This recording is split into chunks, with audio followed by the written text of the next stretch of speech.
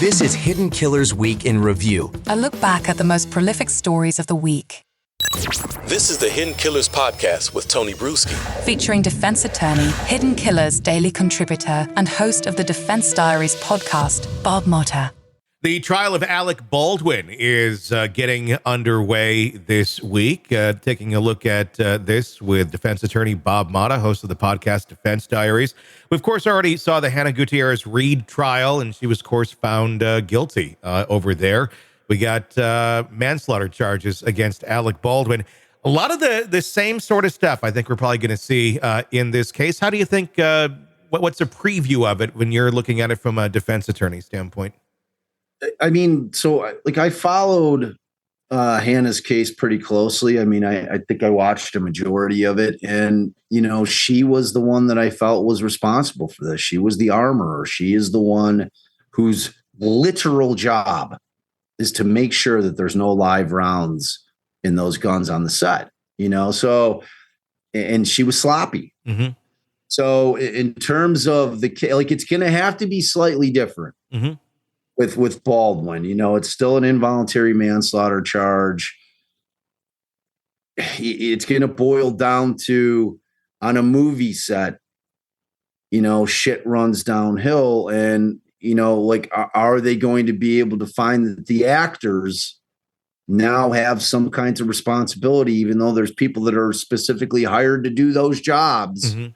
that because they have a gun placed in their hands, that they have a duty to make sure themselves that there's no live rounds in there. Mm-hmm. I mean, that's ultimately what this is going to boil down to.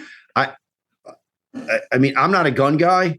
Mm-hmm. If I was on a set and I had been cast in a movie and it was a movie that involved a bunch of shooting, I'd have no idea. Sure.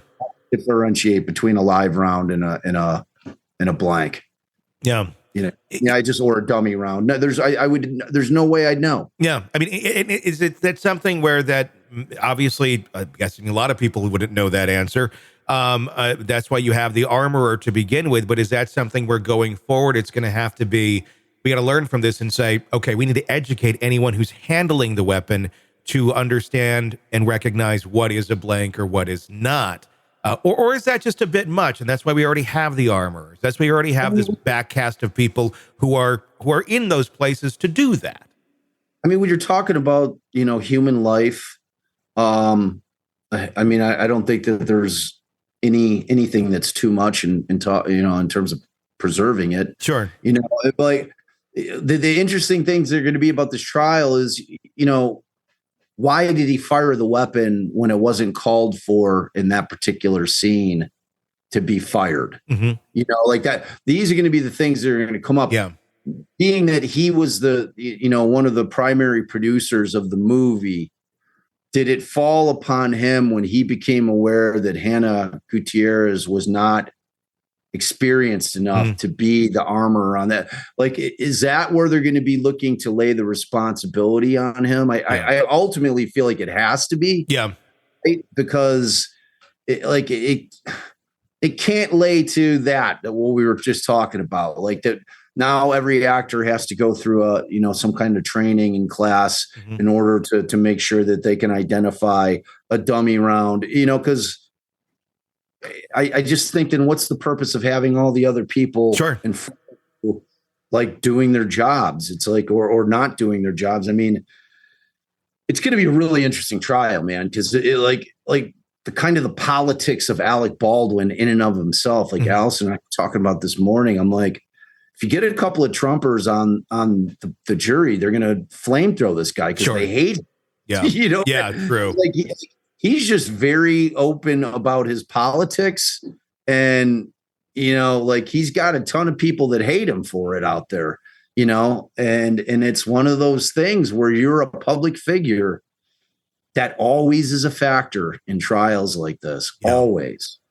Yeah, there's definitely a lot of baggage attached to him in terms of image that have nothing to do with the trial itself. But if people know him, they may just already have their prejudgment of him and want to see him go down for some other reason that they're not necessarily going to reveal as a juror.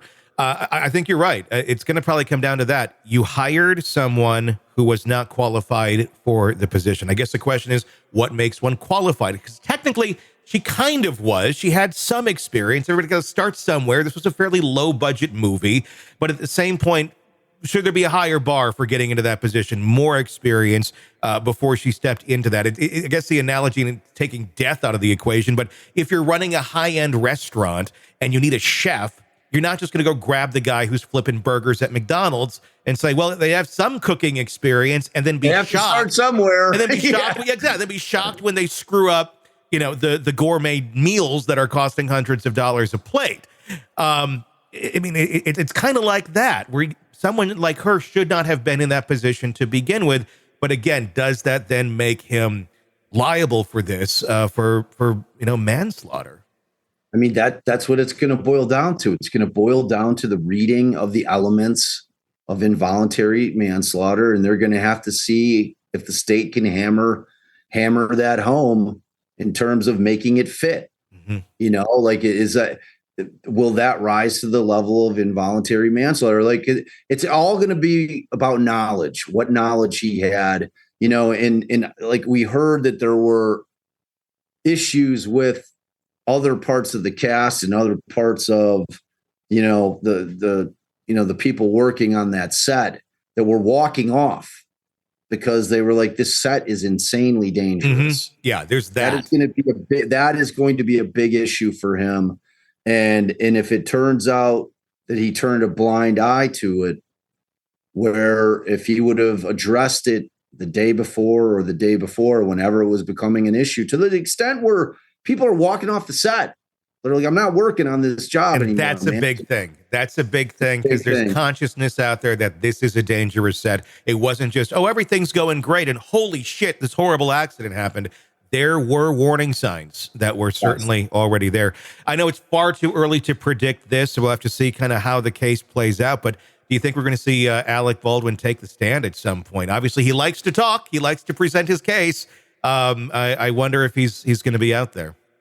I think in lieu of his very lengthy statement in his interview that he gave with the cops, I think that he will probably take the stand. Yeah. I do. I think, and it's interesting because, again, that's where that star power comes in. Mm-hmm. We saw on Johnny Depp and Amber Heard, man, they both, now that was civil, obviously, but they both got up there and said their piece. And, that's obviously a different circumstance, but, what I'm equating it to is the fact that you've got the star power up there.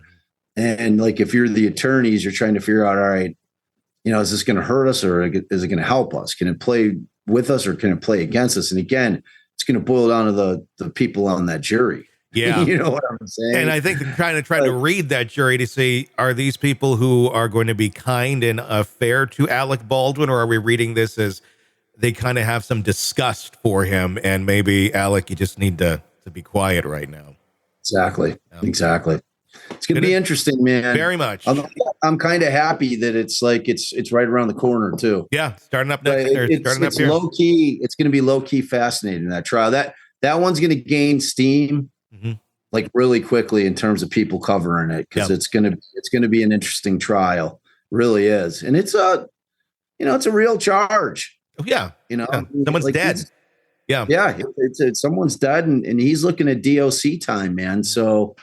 And it's got really broad reaching ramifications if he's found guilty on it. It does. For the industry, for the film industry, it's going to be a good one, man. Want to listen ad-free? Want advanced access to all of our interviews before anyone else? Become a True Crime Today Premium Plus subscriber on Apple Podcasts. You get every episode commercial-free, so you can binge on true crime until you can binge no more. Search True Crime Today Premium Plus on Apple Podcasts now, or go to our podcast page and sign up now. More of the Hidden Killers podcast next.